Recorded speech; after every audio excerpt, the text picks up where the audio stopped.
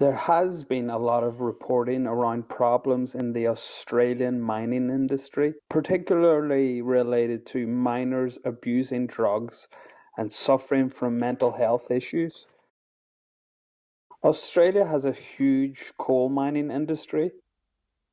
Young guys with relatively little experience or qualifications can find jobs in the mines and they can make good money quickly. They just have to be willing to move to the mine, which is usually remote and secluded, so remote that it requires the FIFO lifestyle, fly in, fly out. So you have these young guys with little life experience who suddenly have a large disposable income. They're in a remote location, isolated from family. There's little in the way of social services or infrastructure. What do you do with yourself during your time off? Buy a case of beer, some cocaine, a motorbike, and a canoe? What could go wrong? The issue is also related to how the work is structured. Often the miners will work 12-hour days for a week, but then they'll have a week off. So they have this serious downtime where they can get into all kinds of trouble. You're in the outback, there's not much to do, boredom becomes a problem. It's easy to get into some serious bad habits.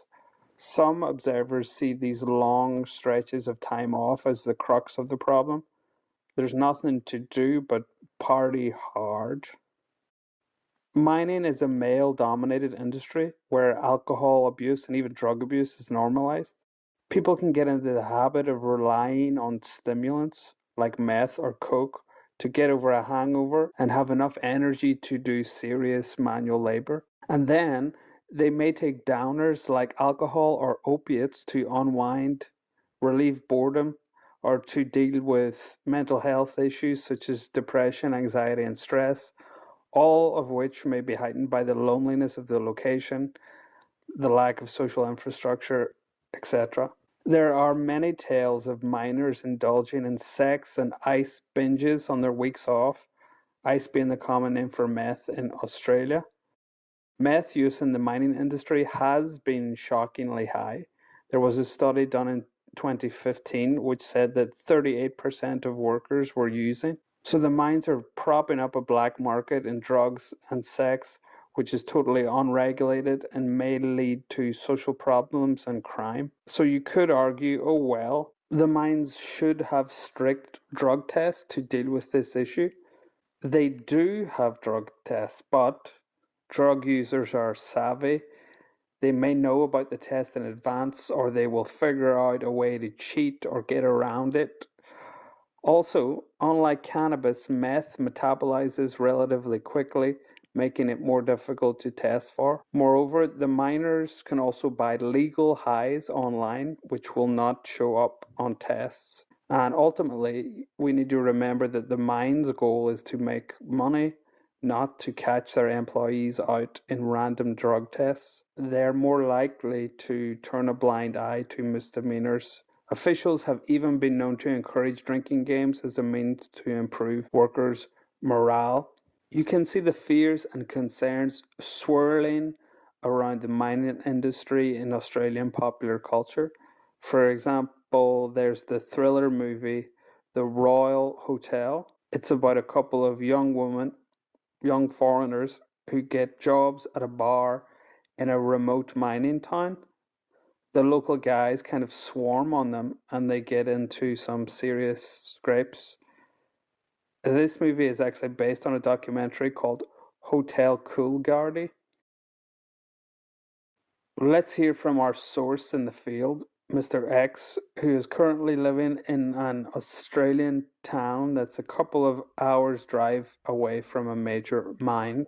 I didn't know much about it, but literally immediately after getting here, within a week or two, just from driving around, like just some of the road rage, and particularly from these boys with their big trucks, their big utes, like lifted suspension, big tires, just hooning around town like just like lunatics. One of my former co-workers, so this middle-aged lady, harmless little lady, she stopped at a red light for too long, and that aggravated.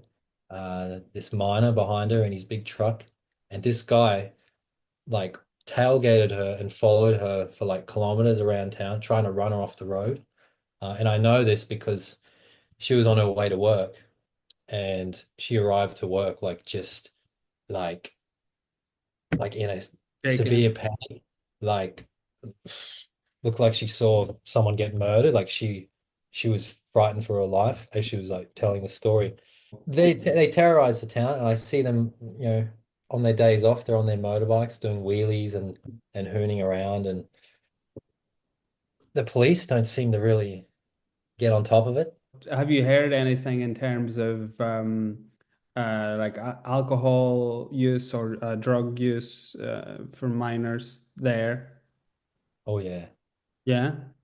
big problem. Yeah, yeah. Alcohol. Well, that's just a starting point. I think every miner probably drinks alcohol. But it's here in Australia, the big problem is meth or ice. It's yeah, it's rampant through the whole town. Like you just I think I actually heard a story of because I work with a couple of women who are wives to miners, and guys who have been doing it for like 20 years. And apparently some time ago, back in the early 2000s, it wasn't as big of a problem, drugs. But then there was some drug lord, some dude who moved up from Sydney, and he brought all this ice up, and yeah, in the early mid 2000s, and then just just fucked the town up since then. Like they had, yeah, obviously they would have had some problems before, but like since then it's been bad. Also, like the drug dealers probably kind of prey on these guys. They know these guys have money and that they're kind of, Yeah. Vulnerable, yeah, yeah, mentally and emotionally vulnerable to addiction. yeah, Um, is that they haven't had much stimulation.